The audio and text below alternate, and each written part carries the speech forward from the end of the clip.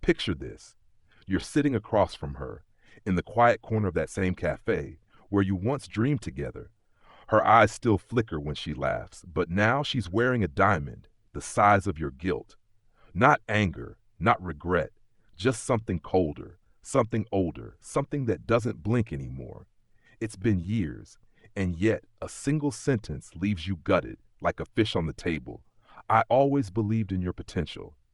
There it is, the silent blade, behind her smile. She loved your future more than your present. She didn't leave you because you failed.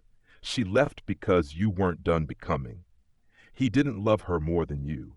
He was just finished. What does it mean when love waits not for who you are, but for who you might be someday? And if she left because your promise was incomplete, was she ever truly in love with you, or just with the echo of the man you hadn't yet become? There's a paradox that haunts men who dare to grow slowly. The world praises your direction but punishes your timing. They applaud your ambition and abandon you for your delay. They cheer for your journey but never stay to see where it ends. So what is it you really lost? Was it love or just an illusion held up by expectation? And worse still, was she wrong to leave? Could it be that she was the wiser Stoic, the one who chose peace over promise, certainty over sacrifice? You sit there, coffee cold, memories louder than the music around you, and you begin to wonder, what is more valuable, being loved for who you are or who you might someday become? And why does the pain of being left just before the breakthrough cut deeper than if you had never been seen at all? Let's descend into the shadows of this question, because what we find there might just set you free. You thought you had time, time to become, time to prove, time to build. You thought the journey, that struggle, was sacred. You believed she would understand, that love, if it were real, would wait. But the world has little patience for becoming. In an age where outcomes matter more than growth, even love starts to look at its watch. She didn't betray you. She simply ran out of belief, not in you, but in the timeline of your promise. She got tired of loving a sketch when someone else offered her the finished painting. And that is the hidden problem. We speak of potential as if it were currency. But what is potential, really? A debt you haven't paid, a future self that's always just out of reach. It's the cruel promise of almost and the agony of those who wait for it to arrive. You were sincere, you were building, you were struggling to become more than your past. But in her eyes, becoming wasn't enough, because life, her life, kept moving. And you were still a project under construction. The Stoics warned of this illusion. Epictetus said, "First say to yourself what you would be, and then do what you have to do." But the modern world twists this. We say what we would be, we dream aloud, and then we wait for the world to love us for the blueprint. We forget no one falls in love with the scaffolding. They fall in love with the tower, complete. You were a blueprint, he was a penthouse. And yet here's the bitter irony. She did love something real. She loved your ambition, your hunger, your drive. But potential is love's mirage. It feels deep, but it's dangerously thin. Because what happens when she says, "I believe in you," but 1 year, 2 years, 5 years pass, and belief begins to curdle into doubt? The psychological weight is devastating. Suddenly, her love becomes conditional, not spoken, but felt. You must become who I imagined, or I can't keep loving you. And now, you're not just fighting the world, you're fighting time, her patience, and your own spiraling anxiety. This is the unseen pressure of masculine potential. The world admires your promise, but only rewards your proof. The philosopher Musonius Rufus believed that virtue was the true wealth. He said, "Wealth consists not in having great possessions, but in having few wants." But love in today's world often wants certainty, not virtue, security, not the stormy path to inner mastery. So what does that leave you with? You become a man walking through fire, hoping someone will stay close enough to see you emerge from the flames, but most turn away at the first scent of smoke. And her leaving? It wasn't evil. It was human. She chose the finished garden over the seed.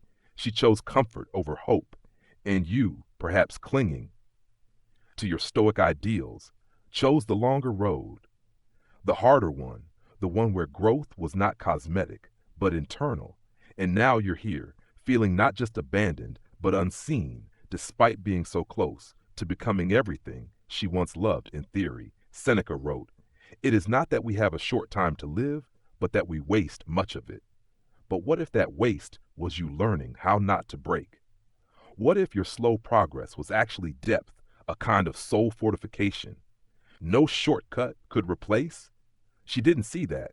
The millionaire offered sparkle, but you were building substance. And this is the psychological wound most men never speak of. The grief, not just of losing a woman, but of being discarded mid-transformation, like a sculpture thrown away before the final strike of the chisel. You tell yourself, she'll regret it. But regret is a cheap currency. What you really want is to be enough as you are. To be seen, not only as a promise, but as a man in process, worthy of presence, worthy of loyalty. And that's where the Stoic realization begins to pierce the illusion. You were never in control of her timeline. You were never owed her belief. You never deserved her staying, just because you were trying hard. No, what you deserved was only what you could control. Your effort, your virtue, your growth, everything else was never yours to possess. And yet we mourn as if it was. The heartbreak wasn't just emotional. It rewired something deeper. Your belief in effort, your faith in patience, your very definition of worth. You started questioning everything, not just her decision, but your own identity. Was all that struggle meaningless if no one stayed to witness the result? This is the consequence no one warns you about. When love abandons you for being unfinished, a hidden voice starts whispering, "Why even try?" And it grows louder every late night, at the gym, every book you read, every plan you craft. It all begins to feel hollow. If effort doesn't guarantee loyalty, if growth doesn't earn presence, then what's the point? This is the modern tragedy of the masculine path. You begin with a purpose, but the world demands proof faster than the soul can deliver it. Cognitive distortions flood the mind. You think you must become wealthy. Now you believe no one will love you unless you win first. You assume you are invisible until you. But the Stoics warned of this seduction. They called it externals, things outside your control. Dangerous because they govern the unstable terrain of public opinion and social reward. Marcus Aurelius reminded us, if you are distressed by anything external, the pain is not due to the thing itself, but to your estimate of it.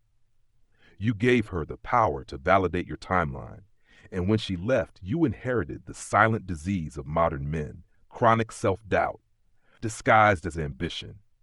And so, your greatest threat isn't failure, it's becoming successful for the wrong reasons, just to prove her wrong, just to matter in a world that mistook your depth for delay. Here's where everything fractures and begins again. You stop chasing ghosts, you stop performing for eyes that are no longer watching. And for the first time, you build in silence, not out of bitterness, but out of power. This is the rebellion, not against her, but against the belief that your value is negotiable, against the lie that your worth begins only after someone approves of it. You let go of the timeline. You detach from the craving to be seen. You renounce the illusion that love must validate your evolution. Instead, you start walking the Stoic path for real, not for reward, not for applause, but because virtue is the only thing that can't be taken from you.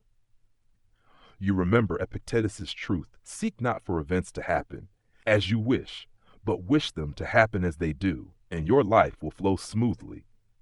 And so you rebel by accepting. You rebel by no longer resisting the pain, but transforming it. You turn rejection into stillness, loneliness into discipline, loss into philosophy. You realize she was never your opponent. She was your teacher. She didn't ruin your story. She revealed the part where you stopped writing it for yourself. And now you do something radical. You stop needing to be chosen, because the man who is whole does not wait for permission to become himself. Here it is, the truth. you weren't ready to face when she left. She never owed you forever, and you never needed her to stay, because the pain wasn't just about losing her, it was about losing the mirror. She held up to your potential, but that mirror was always yours to hold. The deepest Stoic wisdom is not detachment, it's clarity, to see what is yours and what is not, to accept the world as it is, while mastering the world within. She chose the millionaire, and maybe, yes, her life is more comfortable, but you were chosen by something far greater. The gods of process, the raw divinity of effort, the sacred path of becoming, what no one else can give you. You were not abandoned. You were summoned to become the man who doesn't hope to be worthy, but who is by the integrity of his steps. Marcus Aurelius once said, "The impediment to action advances action. What stands in the way becomes the way." And so her departure was the way. You don't need to prove anything, not to her, not to the world, not even to your past self. You only need to live in a way that when you stand alone, you are not empty. That is your final freedom, and no one, not even the one who left, can take that from you now. The question is no longer, why didn't she stay? The question is, will you finally stay with yourself? Because in the end, that's the only love story that was ever real.